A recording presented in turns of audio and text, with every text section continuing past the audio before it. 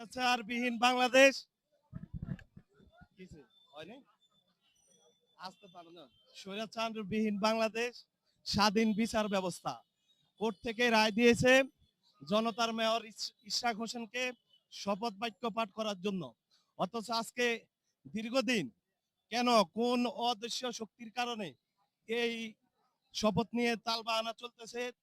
আমরা নগরবাসী এই সরকারকে ট্যাক্স দিচ্ছি, কর দিচ্ছি, কিন্তু আমরা সকল ধরনের নাগরিক সুবিধা থেকে বঞ্চিত হচ্ছি। এই জন্য নগরবাসী আজকে রাজপথে নেমে এসেছে। যদি এই শপথ নিয়ে তালবাহানা করে, নগরের প্রত্যেকটি মানুষ এই ঢাকা শহরকে অচল করে দেবে।